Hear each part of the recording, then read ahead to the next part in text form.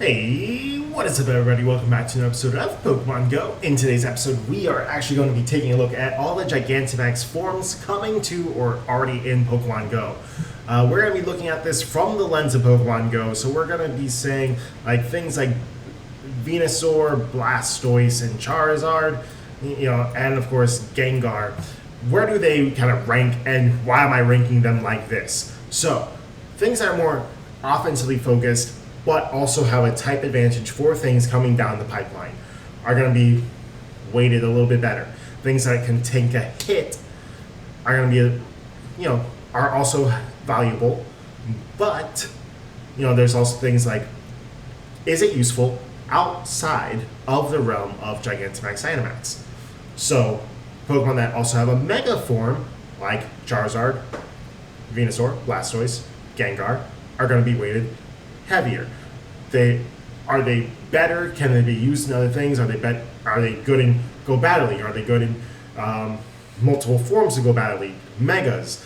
Are they just a good Pokemon for all of Pokemon Go, or does it just have a Gigantamax? And it's just kind of like, okay, cool, it's Gigantamax. So like things like Butterfree, you're not going to use Butterfree in literally anything else, but it's better than things like Meowth, Eevee, and Pikachu, who you're not using them for anything else besides their Gigantamax form. If you have a Pikachu, it's turning into a Raichu. If you have a Meowth, it's turning into a Persian. If you have an Eevee, it's turning into a Sylveon or Umbreon. Or if you don't have a Mewtwo, maybe an Espeon or something else to fill out your decks. Or like you don't have, maybe you're brand new to the game and so you're using some interesting things like Flareon as your fire type counters. Use the Charizard instead. But then we have things like Machamp. Machamp is going to be really good because Machamp has been a great fighting type Pokemon in Pokemon Go since it came out. Since 2016, Machamp has been really good. Has it been edged out by Mega Lucario and things like that? Yes. But Machamp's going to be good in all of Pokemon Go. Plus, when we look at things coming down the pipeline, we're going to need a fighting type who actually hits hard versus like a Phalanx. Because we have things like Snorlax coming. Things like Lapras coming. So these guys are going to be great as tanks in Pokemon Go. Especially in Gigantamax and Dynamax. Like, they're just going to be able to tank, use the max guard and max heal, and just kind of keep your team alive and keep other groups like if you go in with your Gigantamax Lapras and you have 3 people with you and they're max Gengar, max Charizard, and max Machamp, they're dealing out tons of damage and your Lapras is just tanking this. Your Gmax Snorlax is just sitting there. They're just sitting absorbing things. They're not getting moved anywhere. It's going to be great. Kingler is actually going to be really good, really high attack stat, like Glass Cannon. So like it's more glassy than Gengar, so that's why it doesn't get that S tier. But it is actually a good attacker, and Crabhammer Kingler is, I want to say, like a top 10 non-shadow water type attacker for raids. So like if you get like a Hundo or 98 Kingler, it's actually going to be good in other forms of Pokemon Go. Versus something like Garbodor, no, it's not going to be good. And then Melmetal. I think Melmetal is going to be really good. I think Meltan and Melmetal have such like an incorporation into Pokemon Go itself that I think they're going to do it justice. I think it's going to be really good. I think this is going to be kind of like the resurgence of like, oh yeah, Melmetal is a good Pokemon. I think we're going to actually enjoy having Gmax Melmetal. Now the Galar starters are going to be in B tier. I say this because they functionally work the same as Charizard, Venusaur, and Blastoise, except all 3 of them are attack weighted, not very bulky, but they don't do anything outside of having a Gmax form. They don't have a Mega. They don't have anything that will help you out in any other game mode because they're all more attack weighted. They do worse in Go Battle League than their Kento's than their Kento counterpoints. So they unfortunately go to B tier. Corvic Knight is actually really cool. I like it a lot.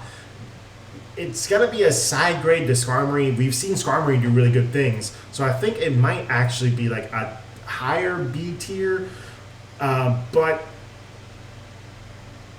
it's a steel flying type. It's not going to do a whole lot in anything else besides Gigantamax. Orbeetle, it's just a bug psychic version of Butterfree, like Beedrill, like it's the Route 1 bug type that, oh yeah, like, hey, you're cool, we got you. It's the Wurmple, it's the, you know, it's not going to do anything outside. It's not going to do anything outside of Gigantamax. Dreadnought, it's tanky. Might be able to tank a hit. So it's going to be better than the Galar starters. But, again, it's not going to do anything. Colossal, not going to do anything. Flapple, though. Flapple could be really cool. Flapple, I think, is going to be top of A tier. Depending on how good it is in Pokemon Go, Flapple, Appleton, the mix, I think, is going to be interesting to see how that gets handled. I also, we'll see with Toxtricity at the end of the month, how they're going to handle how you know which one you're getting at the end of a Gmax raid, because it could be either one because they share the Gigantamax form. So it's just going to kind of be like a surprise. You got one of them. So I think it's going to be fun. I think it's going to be a lot of fun, which is good. Grass Dragon is something different. I love Flapple and I love Appleton. They're both really cool. And they get more forms with like Hydrapple, I think is its name. And then the shinies are all really good shinies. Like, it's a nice family of Pokemon. I'm excited for that one. Sandaconda, it's a ground type. It's not going to do anything outside of Gmax. Toxtricity, I think for the same reason, it's going to be really high rated because it's going to be fun. It's going to be, which one do you get? I don't know. But also, there's so many water types and grass types that the electric and poison typing will just be doing really good against. I think it's going to be useful for a long time because look at all the things that it can counter. Or, you know, take resistant hits because it's a poison type. Like, I think it's going to be good. Centiskorch, though, as much as I love the design, I love fire bug type Pokemon, like, it's so cool looking at, I love it a lot. It's a fire bug type Pokemon who I want to say is attack weighted. So, like, up here, Nostalgia is keeping Butterfree at the top. But, like, it's not going to do anything outside of Gmax. Hatterene, I'm going to put it here. It's basically like a less cool Gardevoir. It can't Mega. It could be useful potentially. But that's about it. Gmax Grimmsnarl, really cool. Love it a lot. I think that the form is really cool. The Dark Fairy type. The first like kind of punk fairy that we get. It's really cool. I'm not sure how it's going to fare with everything else. I mean, the dark typing is nice. But like, depending on like if we get more like Dynamax legendary Pokemon, then it could definitely be somewhere in A tier. For the if we start getting legendaries like Dynamax, Mewtwo, Dynamax, Moltres, stuff like that, like way down the road, which is a possibility, we're gonna need a dark type. Gmax Alchemy. Okay, so depending on how they handle Alchemy and the like 20 different forms that it gets. This could be either a lot of fun, where you're like, every time you get a Gmax Alchemy, it's a different form, and it's like, oh my gosh, what am I gonna get this time? And it's like a surprise box, or it could just be one form of alchemy that you get, and it gets just pushed. Like this month, it's alchemy with a raspberry. This month, it's alchemy with an apple. This month, it's alchemy with a blueberry. If it's like that, it's bottom. Because it's not going to do anything in Pokemon Go. Maybe Go Battle League, I don't really know. But tentatively, I'm putting it at the top of C tier. Gmax Copper could actually be really good. I think as a tank, it'll be really nice. And I want to say it does some decent damage. As like a steel type, it's going to be pretty... I'm thinking as a tanky steel type, it'll also have play in Go Battle League also. So bottom of A tier could be good. Gmax Duraludon for the same reason. Steel Dragon type is going to land it somewhere up here with like Lapras, Snorlax. I think it's going to be really, really tanky, but also be able to put out some hits. It's going to soak in a lot of damage. It's going to be fun to use. I think it's going to be a good addition to Pokemon Go. And then we get the Urshifus, which are just automatically going to be at the top of S tier. Single Strike and Rapid Strike, like they're just both going to be really good.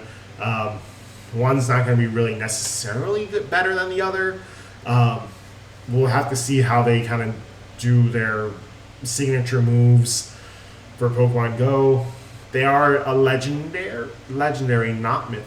I think they're a legendary, not a mythical Pokemon. Really cool. I want to see how they play that in Pokemon Go. That's probably going to be like a Go Fest. Whenever Galar Go Fest comes. Let's see, we got Marshadow. Marshadow was Gen 7, so maybe as soon as next year, actually, we could be getting a potentially Galar-themed Go Fest. That could be fun. I think Urshifu, both forms, would be really nice. I think they're both going to be good. They're legendaries, so they're going to be good in other parts of Pokemon Go just by being legendary. But I think if we get the Gmax Urshifus, then that's just going to be kind of like the end game of Gigantamax. But yeah, I think this is going to be about where it shakes up. Of course, we could see things, be different along the lines, but I really do think this is a pretty fair look at most Gigantamax Pokemon when it comes to Pokemon Go. Outside of Pokemon Go, this could be very different because, Gmax outside of Pokemon Go is very different. But in Pokemon Go, sometimes it serves to, like Charizard, for example, Charizard. I can use Wing Attack Charizard and have it have max Airstream, and then it was good against both Blastoise and Venusaur. Versus Gmax Charizard only has Gmax Wildfire, which is only good against Venusaur. So the fact that you can't not Gmax, my Gengars all will have Gmax Terror no matter what. Even if I put Sucker Punch on it, it's still going to be Gmax Terror. So it's going to be interesting. I think it definitely adds a little side grade, regular, Dynamax Gengar versus Gigantamax Gengar. But just the nature of Gigantamax moves, a level 1 Gigantamax move is better than, I want to say it's either equal or better than a max Dynamax move. So Gigantamax is better, but the side grades are still fun. But that's going to be it for today's episode. This is actually, I'm happy with this list. If you did like this episode, go ahead and smash the thumbs up button. If you enjoyed the series, please subscribe. And as always, God bless, and see you for another episode of Pokemon Go.